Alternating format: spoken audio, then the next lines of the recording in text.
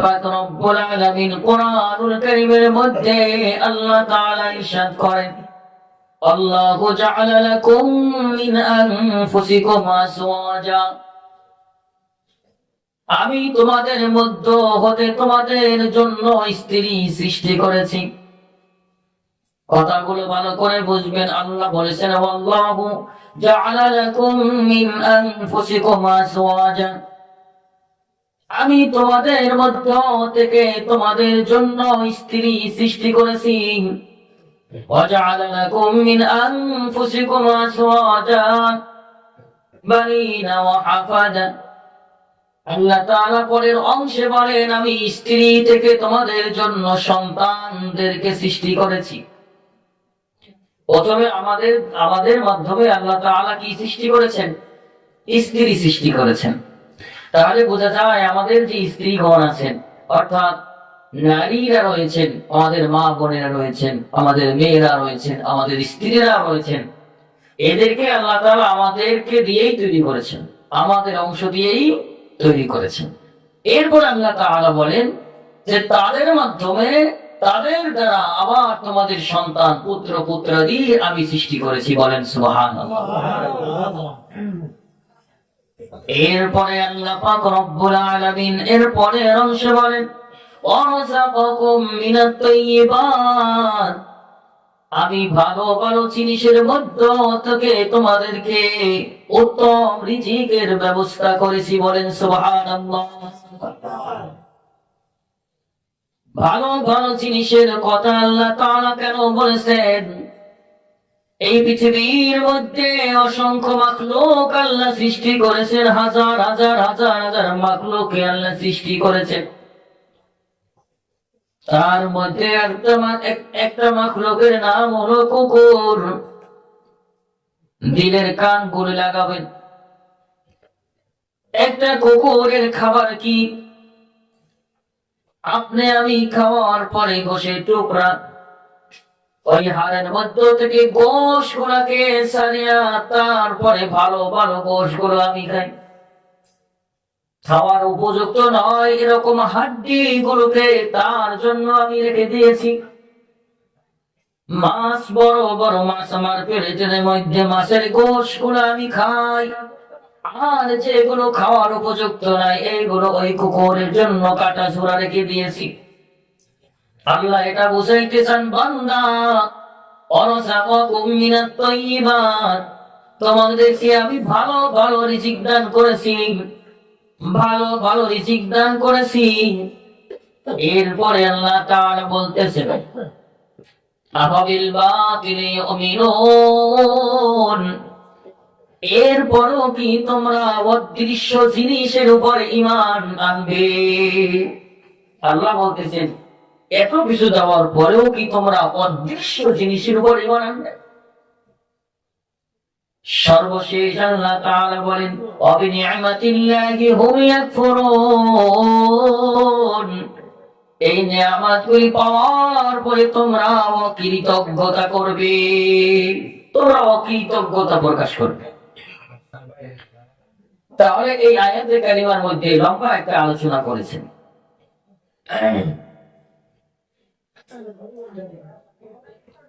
গাড়ির কাছে একটু দেখান তো।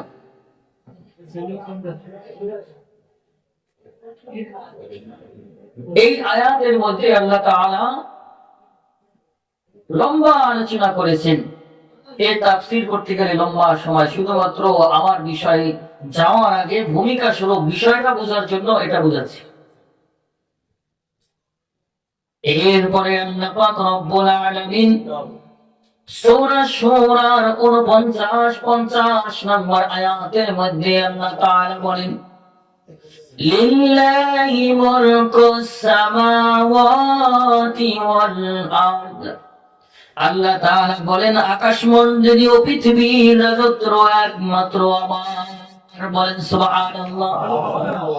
লিল্লাহি মুলকুস সামাওয়াতি ওয়াল আরদ, ওই আকাশমণ্ডলী এবং পৃথিবী এর রাজত্ব একমাত্র কার? আওয়াজ করে বলেন কার? আল্লাহর রাজত্ব, একমাত্র আল্লাহ এর রাজত্ব করেন। সেটাই আল্লাহ বোঝাচ্ছেন যে এর রাজত্ব একমাত্র আমার। এই দুনিয়া যেহেতু সৃষ্টি করছেন আল্লাহ, বানাইছেন আল্লাহ, পরিচালনা করেন আল্লাহ, রাষ্ট্রীয় ভাবে রাষ্ট্রের মধ্যে আইন চলবে কার? সবার জবান খুলে নেই। এই দেশের মধ্যে আইন চলবে কার? ভাই জবান থেকে ছেড়ে দিয়ে মোবাইলের মধ্যে রেকর্ড হচ্ছে, রেকর্ড করে 20 বছর পরেও আপনি দেখতে পারবেন এরকম একটা রেকর্ড কিন্তু কুদরতি ভাবে আল্লাহ চালু করে রেখেছেন। আপনি এখানে বসে যা কিছু করবেন কিয়ামতের ময়দানে ওই রেকর্ড আপনার ছেড়ে দেওয়া হবে। সূরা বনী ইসরাঈলের মধ্যে আল্লাহ পাক রব্বুল আলামিন বলেন, وكل إنسان ألزمناه طائره في عنقه ونخرج له يوم القيامة كتابا يلقاه منشورا। আল্লাহ পাক রব্বুল আলামিন বলেন, বান্দা তোমার এই দুই ঘাড়ের মধ্যে দুইটা চিপ লাগায়া দিছি, দুই ঘাড়ের মধ্যে দুইটা আমলনামা লাগায়া দিছি। তুই পৃথিবীর মধ্যে যা করো সব আমলনামার মধ্যে ওঠে। ইয়াউমুল কিয়ামা, কিয়ামতের ময়দানে এই আমলনামা দুইটা বের করে তোমার হাতে দেব। আল্লাহ পরের আয়াতে বলেন, ইকরা কিতাবাক। আল্লাহ তখন বলবে, বান্দা পড় পড়, তোর আমলনামা তুই নিজেই পড়। এই আমলনামা আল্লাহ বের করে কিয়ামতের ময়দানে আমার আপনার হাতে দিবেন। দেওয়ার পরে আল্লাহ বলবেন, ইকরা কিতাবাক, পড়ো তোমার কিতাব, তুমি কি কামাই করেছো, জিন্দেগি ভর তোমার যৌবনকে কোথায় খরচ করেছো। আল্লাহ তাআলা সূরা বালাদের মধ্যে বলেন, আলাম নাজআল লাহু আইনাইন।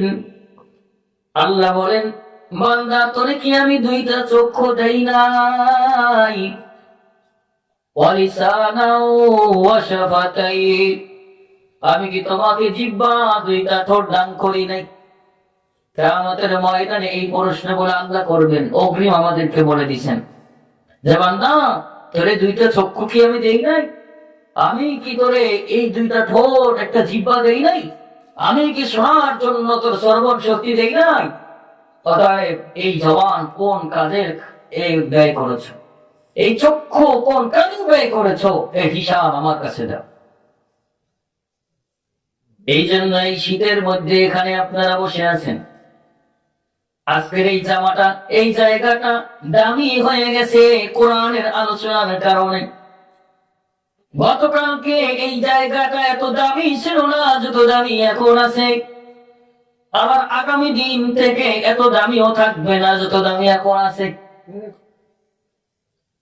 কিতাবের মধ্যে রাখে, কোরআন এবং হাদিসের আলোচনা যেই জায়গায় হয়, দুনিয়ার মধ্যে সব থেকে উত্তম জায়গা হলো সেই জায়গা। আওয়াজ করে বলেন সুবহানাল্লাহ।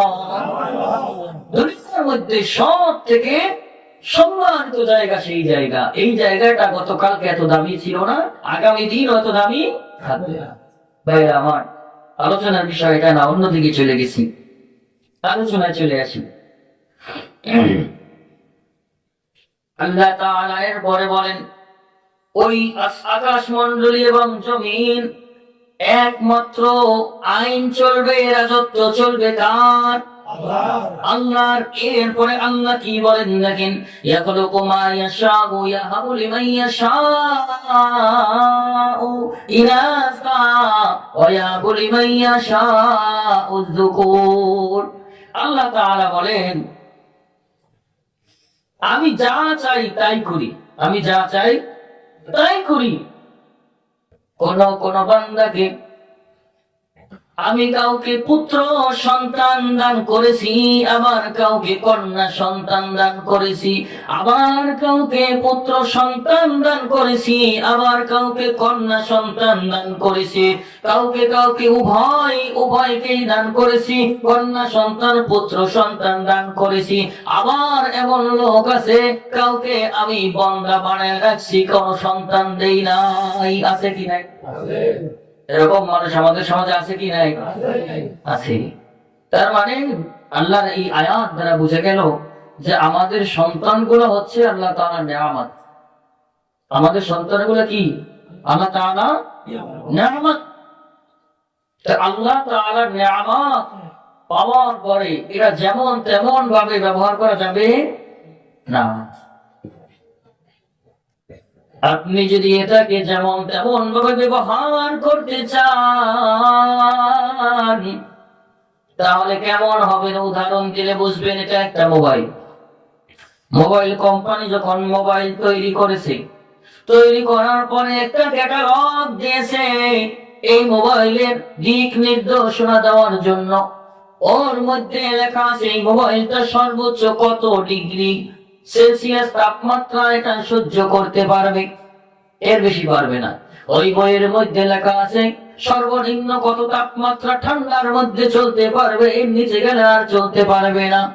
আপনি আমি যদি মোবাইলটা তার কথা মতো ব্যবহার না করি তাহলে দেখা যাবে এই মোবাইল আর ব্যবহার উপযুক্ত থাকবে না, ঠিক কিনা? আল্লাহ আপনাকে আমাকে সন্তান গুলাকে নিয়ামত হিসাবে পাঠিয়েছেন, আর এই নিয়ামত যদি আল্লাহর হুকুম অনুযায়ী ব্যবহার না করি এই সন্তান আর সন্তান থাকবে না। এই সন্তান অমানুষে পরিবর্তন হবে, পরিণত হবে, অমানুষে পরিণত হবে। সন্তান আর সন্তান থাকবে না। এই জন্য সর্বপ্রথম দায়িত্ব হলো মা বাবা। মা বাবা। আমার উস্তাদ বলতো সন্তানের জন্য সর্বপ্রথম পাঠশালা হলো মায়ের কোল। সর্বপ্রথম পাঠশালা কোথায়? মায়ের কোল। সর্বপ্রথম শিক্ষা হলো বাবার শিক্ষা। বাবা যদি আদর্শবান হয় সন্তান আদর্শবান হয়, মা যদি আদর্শবান হয় মেয়েও দেখবেন আদর্শবান হয়। এখন মা যদি সন্তানকে কোলে দিয়া দুধ পান করায় আর যদি নাটক মোবাইলের মধ্যে দেখে, বাবা যদি সন্তানকে সুশিক্ষা না দিয়ে বড় হতে না হতেই সন্তানের হাতে মোবাইল তুলে দেয়, এই সন্তান আর সন্তান থাকবে না, অমানুষে পরিণত হবে। ভাষাগুলো আমার মনে আসতেছে না। আঞ্চলিক ভাষা চলে আসে। আসলে আঞ্চলিক ভাষা রক্তে মাংসে মিশে আছে সবার। ভাইরা আমার, এই জন্য সন্তানকে একটু পাশে এই স্থানগুলোকে বন্ধ করতে বলে। একটু এখানে কি করে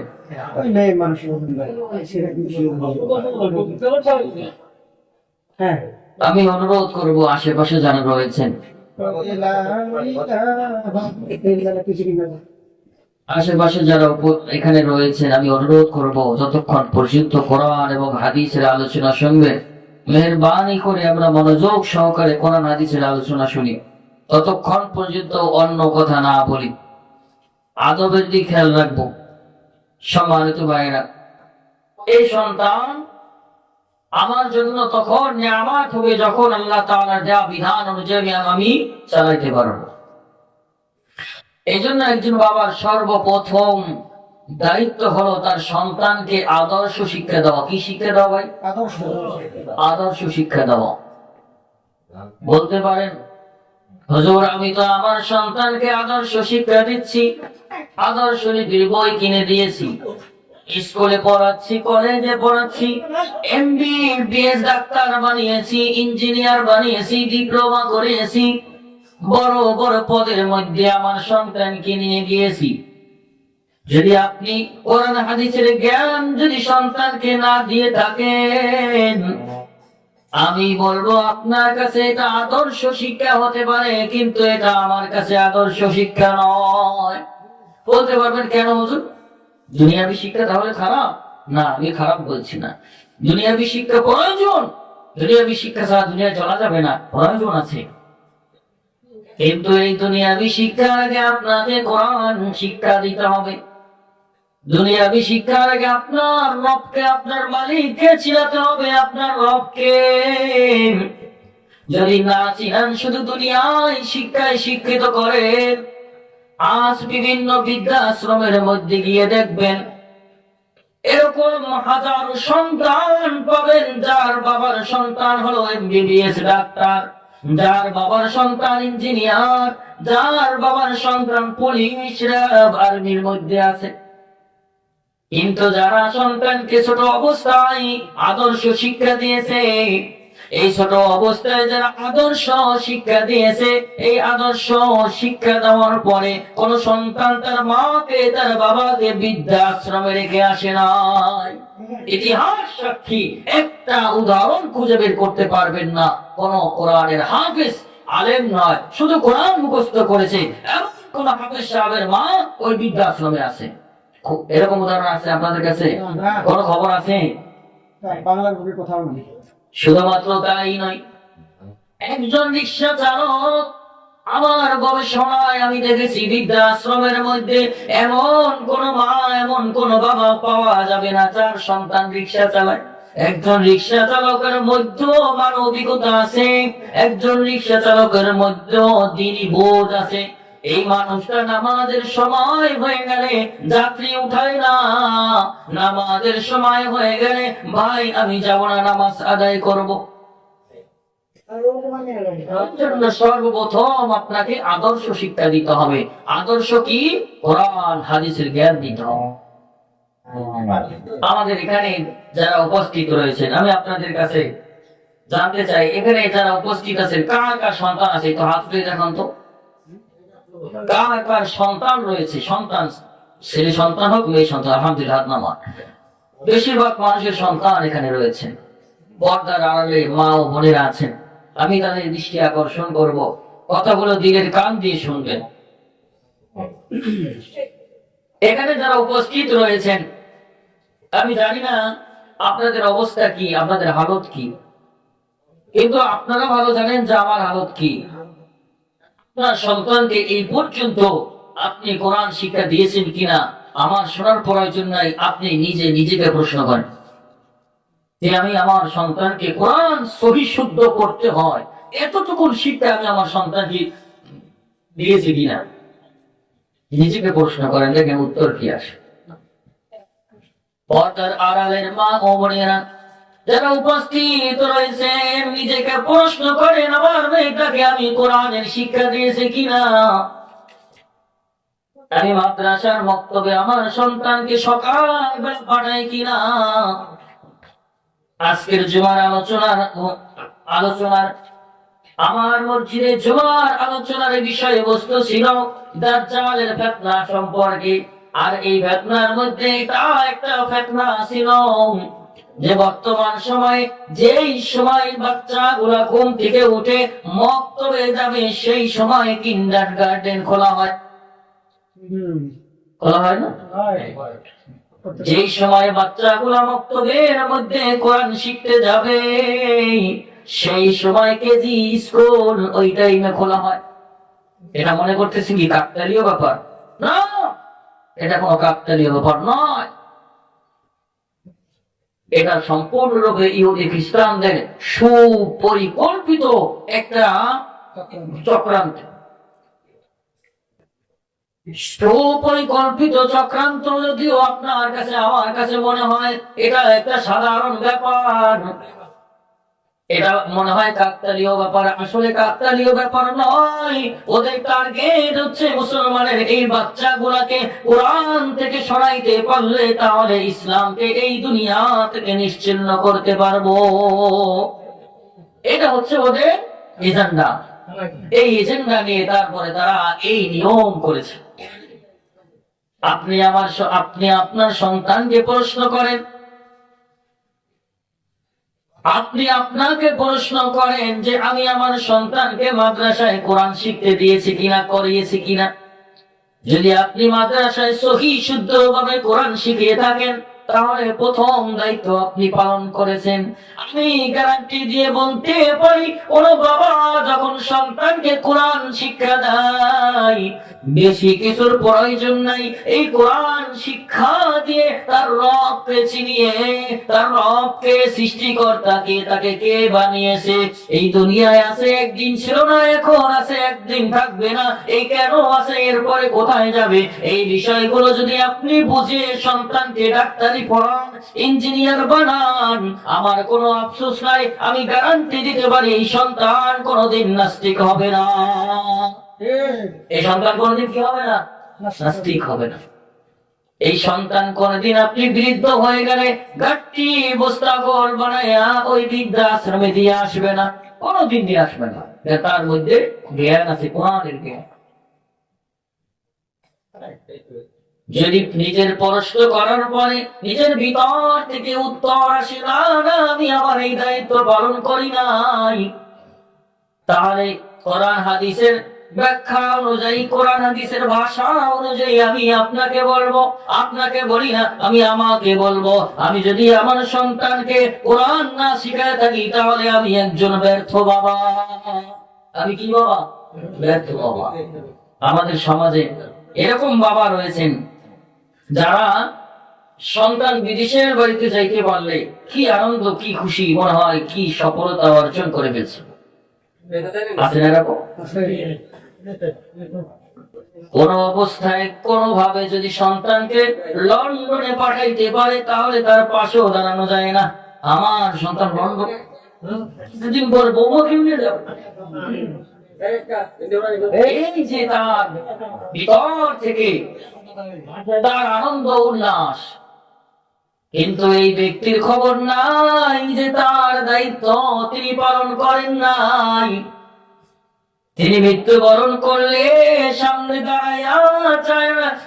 দাঁড়াইয়া জানাজার নামাজ পড়াইবে, সেই সক্ষমতা সন্তানের নাই। ইমাম সাহেবকে ভাড়া করে নিয়ে আসবেন, হুজুর আমার বাবা মারা গেছে, জানাজা পড়তে হবে, আসেন। ইমাম সাহেব হুজুরের দায়িত্বই তো, ইমাম সাহেব মহল্লার দায়িত্ব নিছেন, যেতেই হবে। ইমাম সাহেবকে নামাজ পড়িয়ে চলে আসো।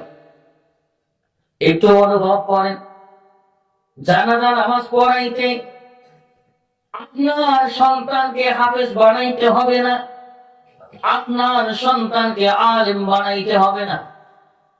জানাজা নামাজ মক্তবে যে সন্তান পড়ে, ওই মক্তব থেকে জানাজা নামাজ শিক্ষা দেওয়া হয়। ইমাম সাহেব গিয়ে জানাজার নামাজে দাঁড়িয়ে জানাজার নামাজ আদায় করে, স্বাভাবিকভাবে যেইভাবে নামাজ পড়ে সেইভাবে নামাজ আদায় করলো। কিন্তু আপনার সন্তান যদি ওই জায়গায় দাঁড়ানো থাকতো, যখন তাকবীর দিত আল্লাহু আকবার বলার সাথে সাথে চোখ দিয়ে পানি গড় করে নিচের দিকে যাইতো, সানা পড়তো চোখ দিয়ে পানি পড়তো, দুরূদ শরীফ পড়তো চোখ দিয়ে পানি পড়তো, দোয়া পড়তো চোখ দিয়ে পানি পড়তো, দিলের মধ্যে কষ্ট লাগতো। আমার মালিক যদি ওই সন্তানের ওই চোখের পানি কবুল করে ফেলে, আল্লাহর কসম ওই জায়গায় বাবাকে মাফ করে দিতে পারে। পারে কি পারে না? কিন্তু ইমাম সাহেবকে দিয়ে জানাজার নামাজ আপনি পড়ালেন, ইমাম সাহেবের কান্না কেন আসবে? আমার তো বাবা না, আমার কি না, বাবা না। আলোচনাকে ভুল বুঝবেন না যে হুজুর মনে হয় আমাদের সন্তান গুলাকে সব মাদ্রাসায় পড়াইতে বলতেছে। না বাবা, আপনাদের সন্তান গুলাকে আমি মাদ্রাসায় পড়াইতে বলি না, হাফেজ আলেম বানাবেন সেটাও বলি না, ওটা ফজিলতের বিষয়। বাকি কিছু বিষয় আছে যেগুলো লাজিম, বাধ্যতামূলক, ফরজ, এগুলো আপনাকে আদায় করতেই হবে। আমি শুধু এতটুকু বলি, আপনার দায়িত্ব হিসাবে আপনার সন্তানটাকে মক্তবে পাঠান, আপনার সন্তানটাকে কোরআন শিক্ষা দেন। ও পর্দার আড়ালের মা, আপনার কাছে অনুরোধ রেখে যাই, সন্তানটাকে কোরআনের হাফেজ বানাইতে পারলে বিশাল ফজিলত রয়েছে, আলেম বানাইতে পারলে বিশাল ফজিলত আছে। কিন্তু যদি না বানাইতে পারেন আফসোস নাই, অন্তত কোরআনটা সই শুদ্ধ করে শিক্ষা দেন।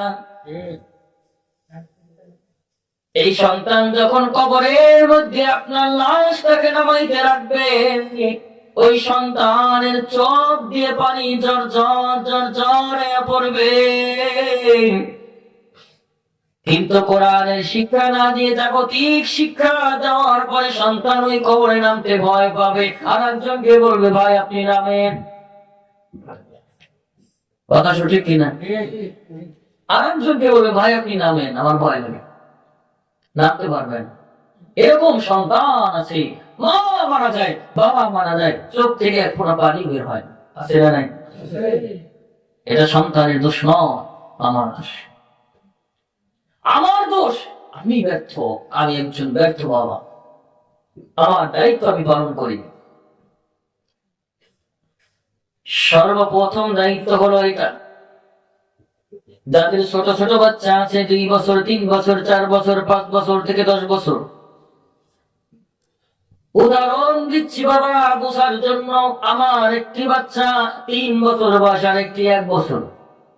3 বছরের বাচ্চা ভালোভাবে কথা স্পষ্ট ফুটে না, কিন্তু যখন থেকে কথা বোঝা শুরু করেছে তখন থেকে আমি চিনিয়েছি তোমার সৃষ্টিকর্তা আল্লাহ। এভাবে তার সামনে বলতে বলতে বলতে বলতে এখন তাকে জিজ্ঞেস যদি করি তোমার সৃষ্টিকর্তাকে, বলে আল্লাহ। অথচ আল্লাহকে চেনে না, জানে না, কিন্তু ওই যে আমি শিখিয়েছি। সন্তান ভালো মন্দ বুঝে না, বিভিন্ন কাজ করে। বাসার মধ্যে যখন আপনি দেখেন এই কাজটা ঠিক করে নাই, সন্তানটাকে দ্বারা করাইয়া বুঝাবেন, বাবা এই কাজটা তুমি সঠিক করো নাই, এই কাজ করার কারণে আমার আল্লাহ নারাজ হয়ে যাবেন। আল্লাহর ভয় এখন থেকে আপনার ওই সন্তানের মগজের মধ্যে ঢোকা। আল্লাহকে এখন থেকে সন্তানকে চিনা। প্রত্যেক জুমায় যখন জুমায় নামাজের জন্য যাই, 2টা বাচ্চা, একটা তো কথাই বলতে পারে না, আরেকজন কথা বলতে পারে। তার মা 2 জনের হাতে টাকা দেয়, টাকা দেওয়ার পরে বলে তোমার আব্বুকে দাও, বলো মসজিদে দিতে, বলো তোমার আব্বুকে দেও, তোমার আব্বুকে দিয়ে বলো যে মসজিদে দিবেন। কেন? এই টাকাটা তো আমিও দিতে পারতাম, আমার বিবি তো আলমারির মধ্যে থেকে টাকা নামায় আমার হাতেও দিতে পারতো, কিন্তু সন্তান দিয়ে দেওয়া দেওয়াইতেছে, এই কারণে এখন থেকে দেওয়ার একটা অভ্যাস করে উঠবে। বাবা এটা আপনার দায়িত্ব, এই সন্তানটাকে রব চিনানোর দায়িত্ব আপনার। এতক্ষণ এই কথাটা বলি নাই, এখন বলি যে এই কাজগুলি করার জন্য সর্বপ্রথম আমাকে ভালো হতে হবে, আমাকে ভালো হতে হবে।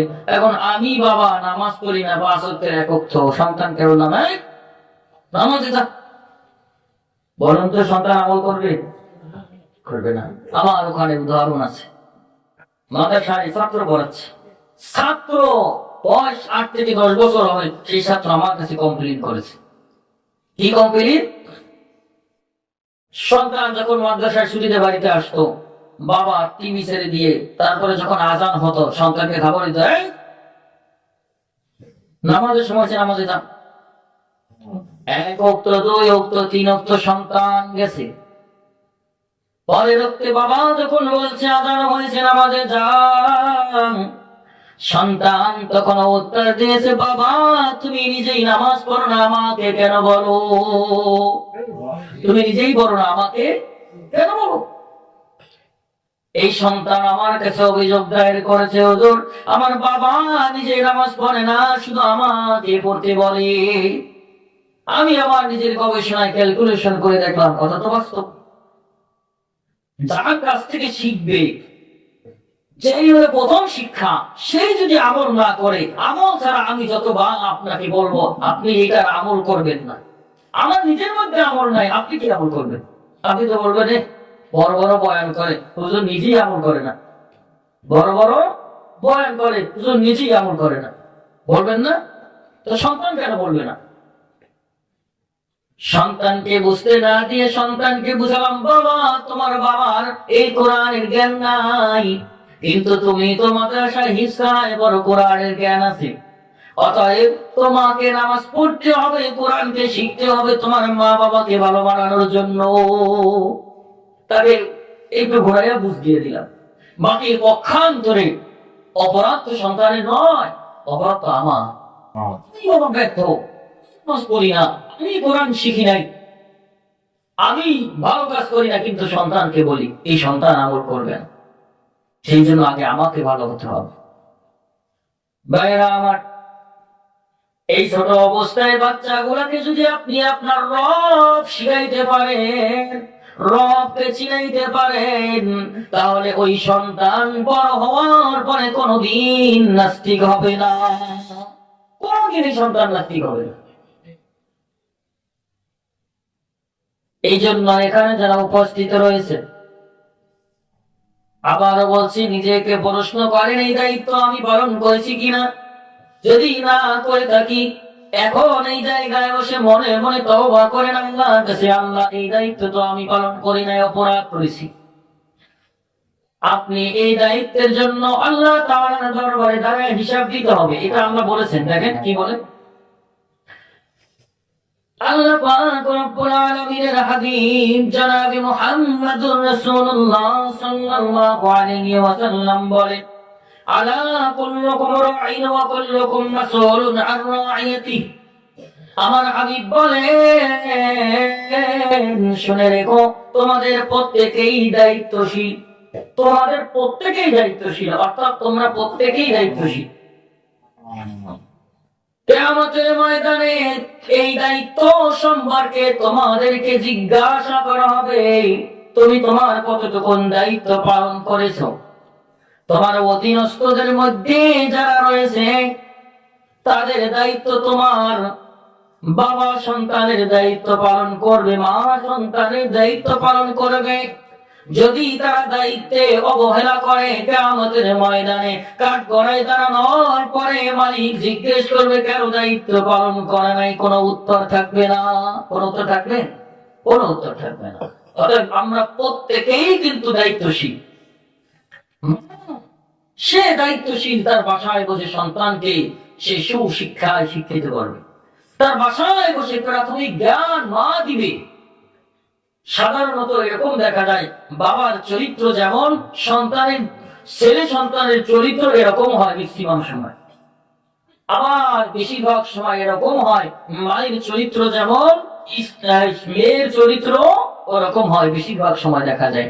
এই জন্য মা, ভালো সন্তান যদি পেতে চাও তাহলে আগে নিজেকে ভালো হতে হবে। আজকে বড় বড় বুজুর্গ যারা দেখতেছো, যাদের মাধ্যমে আমরা দিন পেয়েছি, তাদের কোনো মা এরকম বিপর্দায় চলাফেরা করে নাই। তাদেরকে যারা গর্ভে ধরেছে তাদের গর্ভ ছিল পবিত্র। কিন্তু আজকে আমাদের কি হলো যে আমরা পর্দার কোনো বালাই নাই, আমাদের মধ্যে কোনো বালাই নেই পর্দার। কে দেও, কে আমার স্বামীর বড় ভাই, কে আমার যাদের দেখা দেওয়ার চাইজ নাই, এগুলো কোনো বালাই নাই। কে আসতেছে কে যাইতেছে এগুলো কোনো পরোয়া নাই, সব সমান, সব সমান। আল্লাহ তাআলা কোরআনুল কারীমের মধ্যে 14 জনকে দেখা দিতে পারবে, 14 জনের বাইরে আর কাউকে দেখা দিতে পারবে না, কাউকে না। আপনি যদি এইভাবে চলাফেরা করেন তাহলে আপনার গর্ভের মধ্যে ভালো কোনো সন্তান আশা করা যায় না। ভালো সন্তান পেতে হলে, কোন সন্তানকে যদি আপনি নিয়াত করেন আমি আলেম বানাবো, তাহলে নিজেকে হেফাজত করেন, নিজেকে পর্দার মধ্যে অবরুদ্ধ করে ফেলেন। আপনার সন্তানকে মানুষের মতো মানুষ বানাইতে চাইলে আগে নিজের আমল ঠিক করেন। আপনাদের এই অঞ্চলগুলোতে আমি লক্ষ্য করে দেখেছি, পর্দা কোনো বাড়াই নাই, মানুষের বাড়ি যেমন তেমন, এই একটা বাড়ি পাশে আর একটা বাড়ি, মাঝখান দিয়ে কোনো বেড়া নাই, কোনো পর্দা নাই। ওই বাড়ির লোকজন আমার উঠান দিয়ে যায়, আমি তার উঠান দিয়ে যাই, আমার বিবি রান্না করে, সে পাশ দিয়ে যায়, এরকম না? জি। কিন্তু বাবা আল্লাহ তাআলা এই জন্য আপনাকে আমাকে সৃষ্টি করে নাই। আল্লাহ সৃষ্টি করে আমাদেরকে সৃষ্টি করছেন, একটা উদ্দেশ্য আছে, আছে না নাই? কথা বলেন না এখন, আল্লাহর উদ্দেশ্যে সৃষ্টি আছে না নাই? না হুদাই আপনাকে আমাকে বানিয়ে দিয়েছে না। এখানে আপনারা বসে আছেন, গতকালকে কিন্তু বসা ছিলেন না, আগামী দিন এখানে এই সময় বসা থাকবেন না। এখন বসে আছেন, কারণ আছে না নাই? কথা বলেন, কারণ আছে না নাই? মোবাইলটা এখানে লাগানো কারণ আছে না নাই? এই মাইকটা আমার সামনে চলতেছে, মাইক লাগানোর কারণ আছে না নাই? আপনি এখানে বসে আছেন, কোরআন বলা হবে কোরআন শোনার জন্য, হাদিস বলা হবে হাদিস শোনার জন্য আমি এখানে বসে আছি। মোবাইলটা ভিডিও রেকর্ড হবে এই জন্য লাগানো হয়েছে, মাইকটা কথা আওয়াজ জোরে শোনা যাবে এই জন্য লাগিয়েছি। এই যে লাইট চলতেছে, লাইট লাগানোর কারণ আছে, আলো দেখা যাবে। এই গায়ের মধ্যে পোশাকটা পরেছি, পোশাকটা এই কারণে পরেছি ঠান্ডার সময় যেন ঠান্ডা না লাগে। তার মানে পৃথিবীর মধ্যে কোনো কারণ ছাড়া কোনো কিছু হয় না, যেহেতু কোনো কারণ ছাড়া কোনো কিছু হয় না, এটা যদি বুঝে আসে, তাহলে এখন আমার প্রশ্ন আপনাদের কাছে, আল্লাহ আমাদেরকে সৃষ্টি করেছেন, কারণ আছে না নাই? কারণটা কি? এই কারণ সম্পর্কে আল্লাহ তাআলা কোরআনুল কারীমের মধ্যে ঘোষণা করেছেন, আল্লাহ নিজেই বলে দিচ্ছেন, ওমা খালাকাতুল জিন্না ওয়াল ইনসা ইল্লা লিয়াবুদুন। আল্লাহ পাক রব্বুল আলামিন বলেন যে আমি জিন এবং ইনসানকে সৃষ্টি করেছি আমার গোলামি করার জন্য। কার গোলামি? বলেন, কার গোলামি? জবানকে ছেড়ে দিয়ে আওয়াজ করে বলেন, আল্লাহর গোলামি। আল্লাহকে মহাব্বত করে আল্লাহ বলে ডাক দেন, আল্লাহ। ওই আল্লাহর গোলামির জন্য আমাকে আপনাকে সৃষ্টি করেছেন। এখন যেই উদ্দেশ্য নিয়ে আমরা দুনিয়াতে আসছি, যদি উদ্দেশ্য থেকে সরে যাই, তাহলে এই জীবন আর জীবন থাকবে না, এই জীবন ব্যর্থহীন একটা জীবন হয়ে যাবে, ব্যর্থহীন জীবন হয়ে যাবে। আজ আপনাদের এই বৌরাচালার মধ্যে, রশিদপুরের মধ্যে অনেক মানুষ বিদেশে আছে না?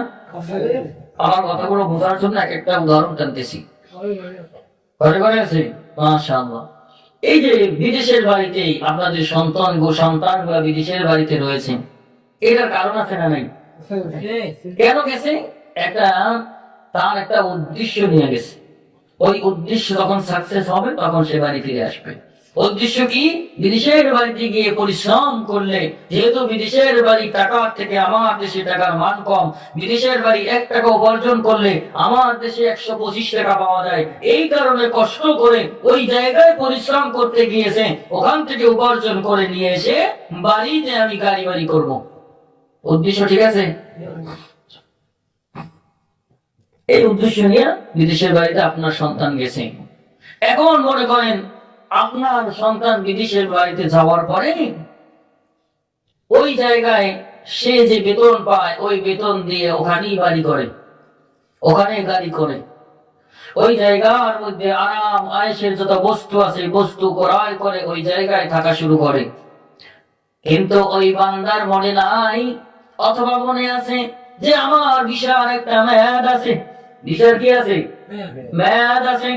যদি 20 বছর মেয়াদ থাকে, 20 বছর পরে একদিন আমি আর অতিরিক্ত থাকতে পারবো না, যদি থাকি সেটা অবৈধ। তাহলে আমার এই 20 বছর মেয়াদ আছে, এই 20 বছর পর্যন্ত আমি যদি ওই জায়গায় পরিশ্রম করে ওখানেই গাড়ি করি বাড়ি করি, মেয়াদ শেষ হওয়ার পরে আবার খালি বাড়িতে চলে আসি, তাহলে আমাকে কি মানুষ চালাক বলবে না বোকা বলবে? কথা বলেন না কেন? চালাক বলবে না বোকা বলবে? বোকা। কেন? তুমি দেশ থেকে গেছো খালি, আসছো খালি, কি নিয়ে আসছো? এই 20 বছর পরিশ্রম হতে। আর যদি কোন সন্তান ওই বিদেশের বাড়িতে যাওয়ার পরে বিদেশের বাড়িতে বাড়ি করে নাই, গাড়ি করে নাই, শুধুমাত্র থাকার জন্য যতটুকুন প্রয়োজন, কাজ করার জন্য যতটুকুন প্রয়োজন ততটুকুন ব্যবহার করেছে, গাড়িও করে নাই, বাড়িও করে নাই, থাকার জন্য যা প্রয়োজন এতটুকুন ব্যবহার করে বাকি টাকা সব বাড়িতে পাঠিয়েছে।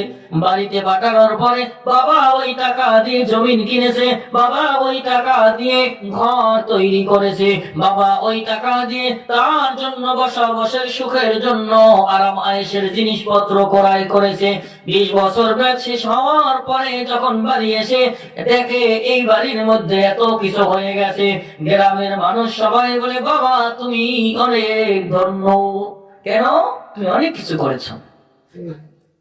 উদাহরণটা এই জন্য দিলাম, আপনি আমি দুনিয়াতে আছি, এটার একটা মেয়াদ আছে, এই দুনিয়াটা চিরস্থায়ী নয়। আল্লাহ যদি আপনার হায়াতকে 60 বছর নির্ধারিত করে দেয়, 60 বছর পরে 1 সেকেন্ডের বাঁচার কোন ক্ষমতা আছে নাকি? বেঁচে থাকা যাবে? বেঁচে থাকা যাবে না। তাহলে 60 বছর নির্ধারিত সময় কথার কথা ধরে নিলাম। আমাকে উদাহরণ দিই, আপনাদের উদাহরণ দিলে আবার রাগ করতে পারেন যে আমাদের উদাহরণ দেয়, আমি আমার উদাহরণ দিই। আল্লাহ ধরেন আমাকে 60 বছর হায়াত দিল, উদাহরণস্বরূপ ধরলাম।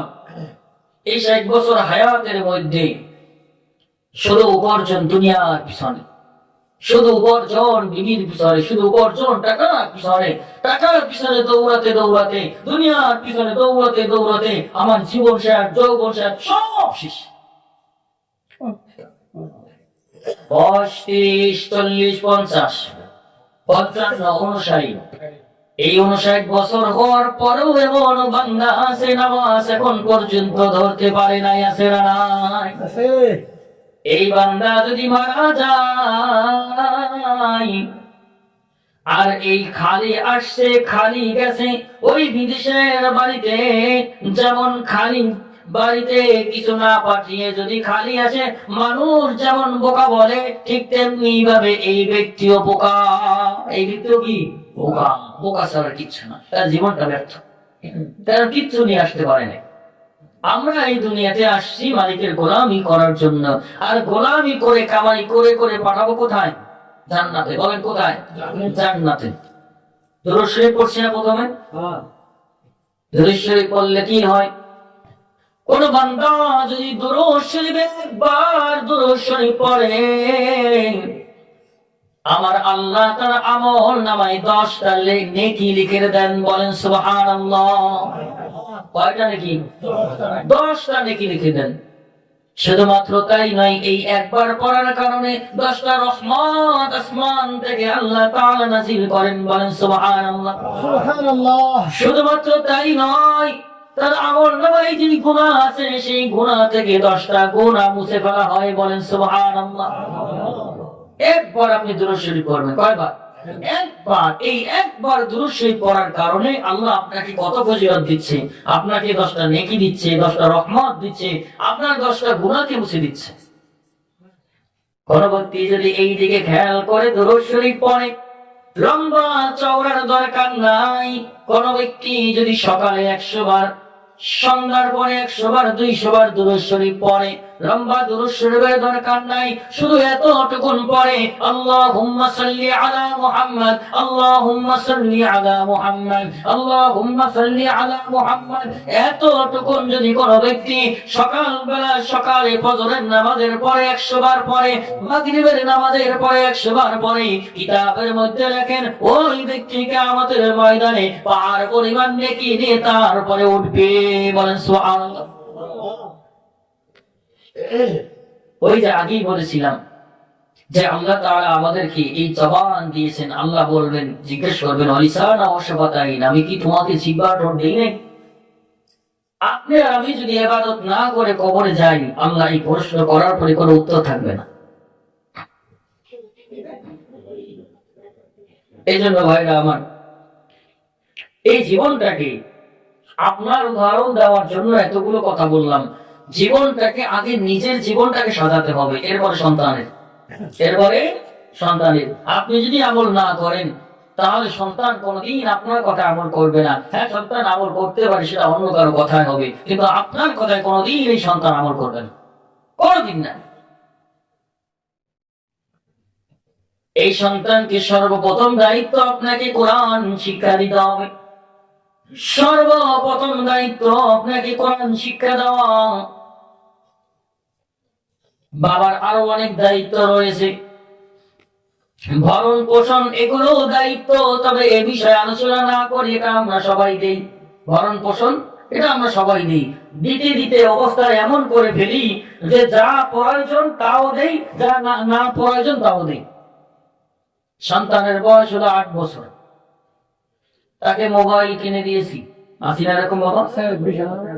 মোবাইল কি তার প্রয়োজন আছে? না, তার প্রয়োজন নাই। এটা প্রয়োজন নাই, আপনি সেটাও কিনে দিয়েছেন, কিন্তু আপনার জেহেনের মধ্যে ধারণা নাই যে মোবাইল দিয়ে এখন কি হয়, মোবাইল দিয়ে কি হয়, এই আপনার ধারণা নাই। আমি আমার ওখানে আমার ছোট একটা ব্যবসাও আছে, টেলিকমের ব্যবসা, বিকাশ নগদের। আমার আব্বা বসেন, আমি মাঝে মধ্যে বসি। তো আমি যখন বসি, আমি তখন লক্ষ্য করি যুবকরা, বিশেষ করে 15 থেকে 20, 10 থেকে 20 এই বয়সের যুবকরা 500 টাকা, 1000 টাকা বিকাশ করেছিল। একজন যদি আপনার কাছ থেকে বারবার 500, 1000 টাকা বিকাশ করে, তখন আপনার মনে একটু খটকা লাগবে, একটু সন্দেহের ব্যাপার, কি করে। আমি একজনকে ধরলাম যে ভাই, তুমি এত টাকা মোবাইলের মধ্যে বারবার ঢুকাও, কম না বেশি না, কারণটা কি? বলতে চায় না। তার আমি একটু ভয় দেখানোর পরে তখন সে বলল, হুজুর মোবাইলের মধ্যে গেম খেলি, গেম। এখন বলতে পারেন, হুজুর গেম টাকা দিয়ে খেলা লাগে। আপনাদের সময় গেম ছিল, আমাদের সময় গেম ছিল। সাপের গেম ছিল, নোকিয়া মোবাইল আছে না, সাপের গেম ছিল, ওটা শুধু গেমই ছিল, ওটা আর কিছু ছিল না। গাড়ির গেম ছিল, ওটা শুধু গেমই ছিল, আর কিছু ছিল না। কিন্তু এখন ওই গাড়ির গেম, সাপের গেম আর গেম নাই, ওইগুলো এখন জুয়ায় পরিণত হয়ে গেছে। আপনি সন্তানকে মোবাইল কিনে দিয়েছেন, সন্তান টাকা ভরে রাতের বেলা বাতি বন্ধ করে তার মধ্যে বসে জুয়া করে আমেরিকার ছেলের সাথে। আপনার খবর নেই, আপনি তো টাকা দিয়ে কিনে দিচ্ছেন না। বাবা হিসাবে এটা আপনার দায়িত্ব, বাবা হিসাবে আপনার দায়িত্ব। যদি দিয়া থাকেন, খবর নেবেন, সন্তান তোমার মোবাইলে কি আছে, তোমার মোবাইলের মধ্যে কোন কোন অপশন আছে, তোমার মোবাইলের মধ্যে কত টাকা আছে, কোথায় কথা বলো, সম্পূর্ণ খোঁজ খবর নেওয়ার দায়িত্ব আপনার। আপনি যদি এখন থেকে এই খোঁজ খবর না নেন, তাহলে আপনি ব্যর্থ বাবায় পরিণত হবেন এক সময়।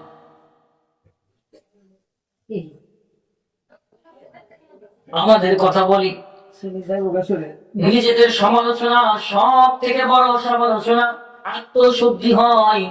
আমাদের যখন মোবাইল ছিল না, আজকে এই মোবাইল বড় মোবাইল, যখন অ্যাভেলেবেল মোবাইল ছিল না, তখন বাটন মোবাইল ছিল।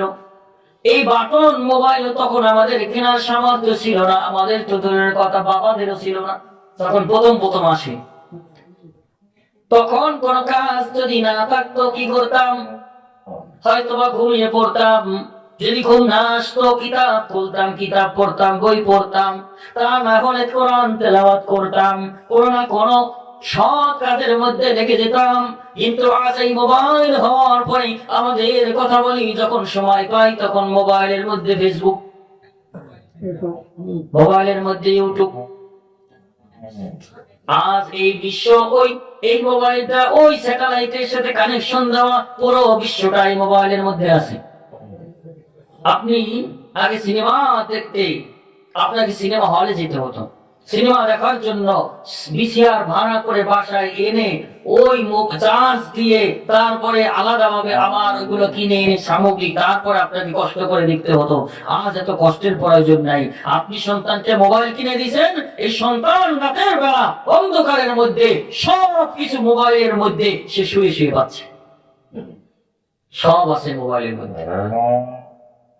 আপনি এখন আমেরিকায় ফোন দেন, ভিডিও কলে দেখতে পারবেন, আপনার দেশে অন্ধকার রাত, আমেরিকায় দেখবেন জল জল করে সূর্য জ্বলতেছে। মোবাইল মানুষকে যতটা সহজ করছে তার থেকে 1000 গুণ বেশি ক্ষতি করছে। উপকার যে হয় না এমন না, অস্বীকার করা যাবে না, উপকার হয়েছে, কিন্তু উপকারের থেকে ক্ষতি 1000 গুণ বেশি হয়েছে। এই জন্য সন্তানকে যা চাই তাই কিনে দেওয়া যাবে না। আমার সন্তান মাঝে মধ্যে বায়না করে, বাবা বল লাগবে, বল, বল কিনে দিয়েছি। কিছুদিন পরে আবার বায়না ধরেছে, এই বল না, ছোট বল। ওই দেখছে আরেকজনকে খেলতে, আরেক বল লাগবে। ও তো বুঝে না, ও যেটা দেখছে সেটাই ওর প্রয়োজন, কিন্তু হিতাহিত জ্ঞান তো আপনার আছে, আমার আছে। ও চাইতে পারে, ওর চাওয়ার চাহিদা আছে, কিন্তু আমি বাবা চাইলেই দেওয়া যাবে না। কি প্রয়োজন তার একটা আছে, দ্বিতীয়টা প্রয়োজন কিসের? বায়না করেছে, বুঝে না তাই বায়না করেছে, বুঝলে বায়না করতো না।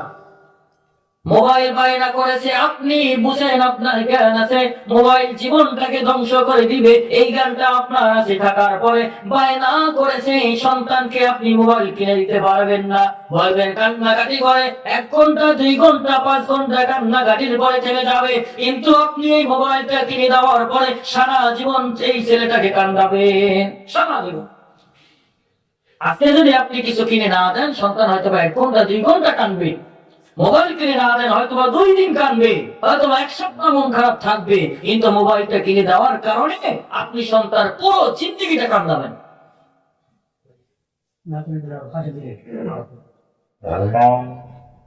এরকম ঘটনা আছে, না কিনে দিলে ফাঁসি দিবে, ভয় দেখায়। যদি কোন সন্তান আজকে বলে যাই, কোন সন্তান যদি আপনাকে হুমকি দেয়, বাবা যদি মোবাইল না কিনে দাও আমি গলায় ফাঁস দিয়ে মারা যাব, উচ্চ আওয়াজে জবান থেকে বলে দিবেন, মোবাইল কিনে না দেওয়ার কারণে যদি তুমি মারা যাও, এরকম সন্তান আমার প্রয়োজন নাই। যদি এই কথাটা বলতে পারেন, ও দ্বিতীয়বার আর কোনোদিন এই ফাঁসের কথা বলবেন না। মৃত্যুটা অত সহজ না, 2-1টা বিচ্ছিন্ন ঘটনা ঘটতে পারে। মোবাইল কিনে দিবেন? কথা বলেন, দিবেন সন্তানকে? যারা দিয়েছেন বুঝাইয়া শুনাইয়া ছলে বলে কৌশলে নিয়ে নেবেন। সন্তানকে মোবাইল দেওয়া যাবে না। সেই সন্তান নষ্ট হওয়ার সব থেকে বড় মাধ্যম হলো এই মোবাইল। সব থেকে নষ্ট হওয়ার মাধ্যম এই মোবাইল। এই মোবাইল সন্তানের ইলম কালাম সব নষ্ট করে ফেলে।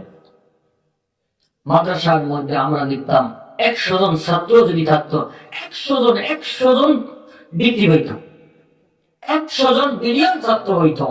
আজ 100 জন ছাত্রের মধ্যে 1 জন ছাত্র সাকসেস হয় কিনা সন্দেহ। কেন? সেটার পিছনে এই মোবাইল, সেটার পিছনে এই মোবাইল। যদি আপনি মোবাইল না কিনে দেন, সময় আছে, কিছু করার নাই, বই নিয়ে বসবে। যদি মোবাইল না কিনে দেন, সময় আছে, কিছু করার নাই, তাহলে সে ঘুমাবে। ঘুমটা একটা ইবাদত, ঘুমটা শরীরের জন্য উপকার। কিন্তু আপনি যদি মোবাইল কিনে দেন, সময় যখন আছে তখনও দেখবে, যখন সময় নাই তখনও দেখবে, এমনকি দেখতে দেখতে পুরা রাত শেষ করে দিবে। আপনার আমার সন্তানগুলা এই মোবাইলের মাধ্যমে নষ্ট হয়ে যাচ্ছে। যেটা বলতেছিলাম যে ওই বিকাশ 500 টাকা, এটা অনেক এখানে যারা মুরব্বী আছেন অনেকে জানেন না এই ব্যাপারগুলা, আপনাদের অবগতর জন্য জানাচ্ছি। এখন মোবাইলের মধ্যে এই যে গেমস গুলো আছে, দেখাবে আপনাকে গেমস, যেটা গেমস, আসলে এই গেমস গুলো এখন গেমস নাই। আপনাকে গেমস খেলতে হলে টাকা ঢুকাতে হবে এখানে, আর টাকা ঢুকিয়ে আপনাকে লোভ দিবে, 2বার লোভ দিবে যে আপনি জিতছেন। জেতার ভয় আপনাকে দেখাবে যে আপনি 5000 টাকা পাইছেন, দিবে আপনাকে প্রথমবার, আপনি তো খুশি হওয়ার পরে আবার দেখাবেন 5000। এরপর থেকে যে যেতে থাকবে, শুধু যেতে থাকবে, আপনার মাথা নষ্ট। এখানে যারা যুবক ভাইরা রয়েছে এরা ভালো করে জানে, এরা বুঝে এই বিষয়। এই যুবকরা ভালো করে বুঝো। যদি মনে করো, অনেকে এটাকে মনে করে কি, তা আমি অনলাইনে কাজ করি, আমি কি করি, অনলাইনে কাজ করি। আসলে অনলাইন সম্পর্কে ধারণা তোমাদের থাকতে হবে। অনলাইনে কাজ, হ্যাঁ হালাল ভাবে কাজ এখন অনলাইনে আছে, দুনিয়া তো আধুনিক হয়েছে, আপনি মোবাইল দিয়ে উপার্জন করতে পারবে হালাল পন্থা, সেই পন্থাও আছে। যুবক, ফ্রিল্যান্সিং আছে, তুমি ফ্রিল্যান্সিং শিখো, তুমি অনলাইনে জব করো, সমস্যা নেই। কিন্তু তুমি যেটাকে অনলাইনের কাজ বলতেছ সেটা আসলে কাজ নয়, সেটা জুয়া। তুমি টাকা ঢুকিয়ে তারপরে ওই জায়গায় গেমস খেলো, আর বাংলাদেশি টাকাগুলা তোমার ওই আমেরিকায় বসে আমেরিকার সন্তানগুলা নিয়ে যায়। এইভাবে করে করে আজকে আমার সন্তানগুলোকে নষ্ট করে ফেলতেছে। এই যুবক ভাইরা নষ্ট হয়ে যাচ্ছে কিসের কারণে? এই জুয়ার কারণে। প্রথমবার যখন হেরে যায়, প্রথমবার 5,000 পায়, লোভ লেগেছে। এটা ওদের সিস্টেমটি এরকম, ওদের এই অ্যাপস গুলা ডেভেলপ করছে এরকম যে আপনি যখন প্রথমবার ডিপোজিট করবেন, আবার বলে নেই হুজুর এত কিছু জানে কেমন, হুজুর মনে খেলে।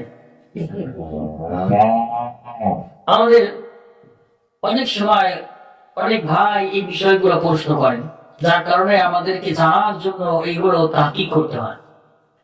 আপনাকে 5,000 টাকা প্রথমে দিবে, আপনি লোভ পাবেন, হ্যাঁ আমি জিতে গেছি। এরপরে আপনার কাছ থেকে নেওয়া শুরু করবেন, প্রথমবার হারার পরে আপনার মাথা নষ্ট। না, 5,000 গেছে সমস্যা নেই, ওই যে 5,000 পাইছে উড়ে গেল, সমস্যা নেই, আবার 5,000 ঢুকাই, 5,000 ঢুকানোর পরে আবার চলে গেছে, এবার তো মাথা আরো নষ্ট। না, আমার যেভাবে হোক আমার এই দুইটা রিকভারি করতে হবে, আগেরটা পরেরটা দুইটা একসাথে রিকভারি করতে হবে। আবার 5,000 ঢুকানোর পরে এরপরে আবার নিয়ে গেছে, এখন তো মাথা আবার নষ্ট।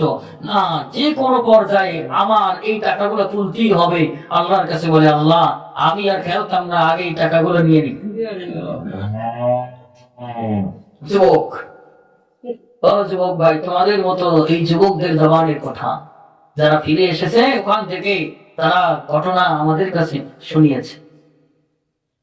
এর পরের বার যখন হেরে যায়, হেরে যাওয়ার পরে এরপরে আল্লাহর কাছে তওবা করে, আল্লাহ একটা সুযোগ দাও, খালি টাকা কয়টা উঠে দিয়া তারপরে যাবো, কিন্তু আমার কাছে তো টাকা নাই, এখন মাথা নষ্ট, ওই টাকাগুলো উঠাতে হবে। এখন বাবার পকেটের টাকা, মায়ের গোছানো টাকা, মার বাবার কাছ থেকে না পাইলে ঘরে কোন জিনিস বিক্রি করা যায়, সেটা না পাইলে কোন জায়গায় চুরি করা যায়, কোন জায়গায় ডাকাতি করা যায়, মানুষকে খুন করতে পর্যন্ত দ্বিধাবোধ করে না এই জীবন। জুয়া আপনাকে এমন ভাবে আপনার মস্তিষ্ককে নিয়ন্ত্রণ করবে, আপনি নির্দ্বিধায় একজন মানুষকে ছুরি মেরে তার কাছ থেকে ছিনতাই করে এনে জুয়া খেলবে। আপনার মস্তিষ্ককে এইভাবে নিয়ন্ত্রণ করে। এরপরে যখন ওইবারও হেরে যায়, তারপরে চাইলেও তো সম্ভব না, নাই কিছু, এরপরে সর্বনাশ। কত যুবক এরকম আছে, এই জুয়া খেলতে গিয়ে জীবনকে ধ্বংস করে দিয়েছে, আত্মহত্যা করেছে। কি করবে? ধার দেনা, এর কাছ থেকে ধার করেছে, ওর কাছ থেকে ধার করেছে, করে করে জুয়া খেলতে খেলতে শেষ পর্যায়ে আর কিছু নাই, এখন তো এখানেও কিছু নাই, ওখানেও কিছু নাই, আমি ঋণ পরিশোধ করব কি করে?